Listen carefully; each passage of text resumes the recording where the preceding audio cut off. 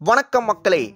IPL 2024 match number 3 gypsy வியூஸை தான் இந்த வீடியோவில் பார்க்க போகிறோம். கேகேஆர் vs எஸ்ஆர்ஹெச்சோட மேட்ச் இது. ஸோ இந்த மேட்ச்சில் நிறைய இன்வெஸ்ட் பண்ணி எடுத்த பிளேயர்ஸ் இருக்காங்க அப்படின்றதுனாலேயே ரொம்ப முக்கியமாக பார்க்கப்பட்ட மேட்சாக இந்த ஐபிஎல் சீசனில் இது இருந்தது. டாஸ் வின் பண்ண பேட் கமின்ஸ் சூஸ் டு போல் அப்படின்னு சொன்னதுனால கேகேஆர் பேட்டிங்க்கு வந்தாங்க. ஓப்பனிங்கே சால்ட்டு கூட நரேன் வந்திருந்தார். என்ன நரேன் ஓப்பனிங் பண்ணுறாரா அப்படின்னு சொல்லிட்டு எல்லாருமே அதை பற்றியே பேசிகிட்டு இருந்தாங்க. ஃபஸ்ட்டு ஓவரில் புவியை பார்த்ததுக்கப்புறம் புவியோட லைன் அண்ட் லென்த்து பர்ஃபெக்டாக இருந்துச்சு. புவி டைட்டாக போட்ட ஃபஸ்ட் ஓவர்னால செகண்ட் ஓவர் போட்ட ஜான்சன் ஓவரை சால்ட்டு 3 6 அடித்து மேட்சுக்குள்ளே திருப்பி கேகேஆரை உள்ளே எடுத்துகிட்டு வந்தார். பட் சால்ட் அடித்த அந்த 3 6 பார்த்துட்டே நரேன் இந்த சைட்லேருந்து என்னடா இது 6லாம் அடிக்கிறீங்க, நானே அவுட் ஆகிறேன்டான்னு சொல்லி அவுட் ஆன மாதிரி ஒரு ரன் அவுட்டு. எங்கேயும் தனிப்பட்டு செயல்படாதுன்னு சொல்லிக்கலாம். அடுத்து வெங்கி உள்ள வர 3வது ஓவரும் புவி அதே மாதிரி கரெக்டான லைன் அண்ட் லென்த்தில் போட்டு பர்ஃபெக்டாக போட்டிருந்ததுனால அதுக்கு அடுத்த ஓவர் வந்த நட்ராஜன் ஓவரை வெங்கி டேக் ஆன் பண்ணலான்னு சொல்லிட்டு 4 அடித்தார். அதுக்கு அடுத்த பால் அவரோட விக்கெட்டு. அடுத்து உள்ள வந்த கேப்டன் ஷேயஸ் ஐயருக்கு ஷார்ட் பால் கூட இல்லைங்க, நார்மல் பால் தான். அந்த பால்லேயே அவரோட விக்கெட்டு, அதுவும் டக் அவுட்டு.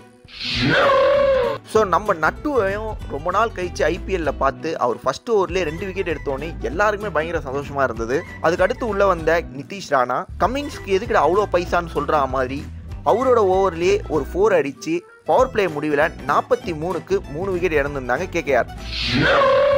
அப்படியே கொஞ்சம் பொறுமையாக மேட்ச் போயிட்டே இருந்தது. இருந்தாலும் ராணா நான் எதுக்குடா இங்கே வீணான்னு சொல்லிட்டு அவரும் அவுட்டு. அடுத்து வந்த ரமதீப் பேட் கமின்ஸ் ஓவரில் ஆரம்பிச்சு அதுக்கப்புறம் யார் வந்தாலும் அடிக்கிறது தான் வேலைன்னு சொல்லிட்டு அடின்னு அடிச்சாரு. என்ன பிரமாதம், இது விட பெசலைட் ஒன்று இருக்கு.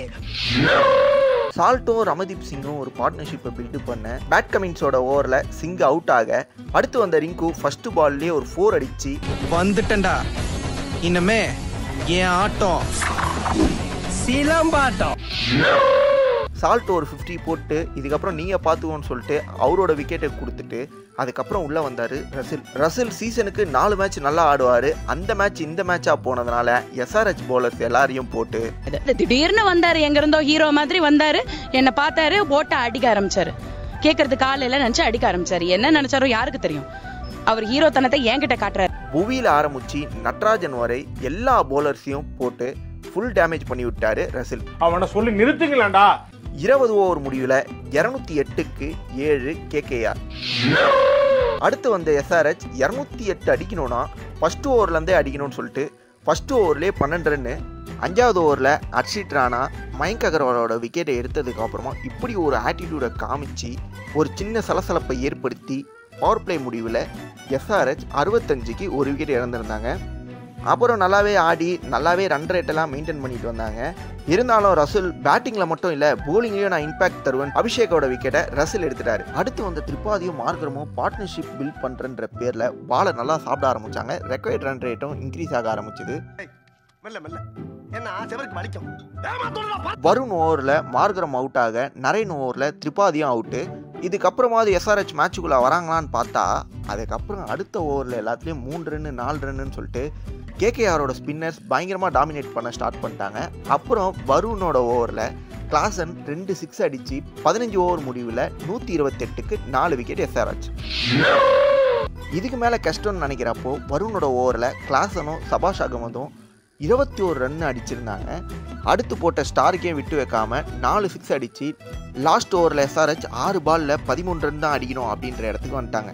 குட்டுக்கிற பிரஷர்ல எதனா எசுக்கு புசுக்கா பண்ணிட்டு போய் உள்ள உட்காந்துலான்னு பாக்குறேன் ப்ரோ. கட்சியில நான் அதுக்கு தான் ப்ரோ ட்ரை பண்றாங்க. லாஸ்ட் ஓவர் ஃபர்ஸ்ட் பால்லேயே கிளாசன் ஒரு 6 அடிச்சு அதை பார்த்த எஸ்ஆர்ஹெச் ஓனர் பயங்கர சந்தோஷத்துல துள்ளி குதிச்சு மேட்ச் ஒரே இன்ட்ரெஸ்டிங்கா மாற நெக்ஸ்ட் பால்ல ஒரு சிங்கிள்.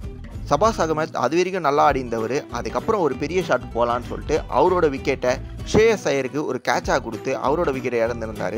அடுத்து உள்ள வந்த ஜான்சன் நல்ல பிரில்லியண்ட்டாக ஒரு சிங்கிள் எடுத்து கொடுத்து கிளாசனுக்கு ஸ்ட்ரைக்கை கொடுத்துருந்தாரு.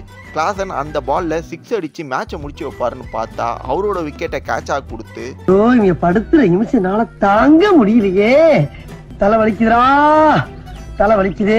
லாஸ்ட் பால்ல 5 ரன் தேவை அப்படின்ற இடத்துல உள்ள வந்தாரு கேப்டன் 20 கோடி. 4 இல்லை 6 அடிப்பாருன்னு பார்த்தா ஒன்றுமே அடிக்காமல் நல்லா ஸ்டார்ட் ஆகி நடுவில் சொதப்பி எகைன் மேட்சுக்குள்ளே வந்து எகைன் வெளியே போய் மேட்சை லூஸ் பண்ணாங்க எஸ்ஆர்ஹெச். அதே மாதிரி உள்ள வெளியேன்னு மேட்சை வின் பண்ணாங்க கேகேஆர். இந்த மாதிரி நிகழ்ச்சி இதுக்கு முன்னாடி நிறைய நடந்திருக்குது, ஆனால் இதுதான் ஃபர்ஸ்ட் டைம். நாளைக்கு பிளாக் பஸ்டர் சண்டேயில் 2 மேட்ச் இருக்குது. அதில் உங்கள் ஜிப்சியோட வியூஸோட வந்து உங்களை மீட் பண்ணுறேன். அதுக்கு முன்னாடி நீங்கள் இந்த மேட்ச்லாம் பார்த்துருந்தீங்கன்னா உங்களுக்கு எப்படி இருந்துச்சு அப்படின்றத கீழே கமெண்ட்ஸில் போடுங்க. நீங்கள் நம்மளோட சேனலை சப்ஸ்கிரைப் பண்ணாமல் பார்த்துருந்தீங்கன்னா சப்ஸ்கிரைப் பண்ணிக்கோங்க அப்படின்னு சொல்லிட்டு விழா குழுவினர் சார்பாக கேட்டுக்கொள்கிறோம்.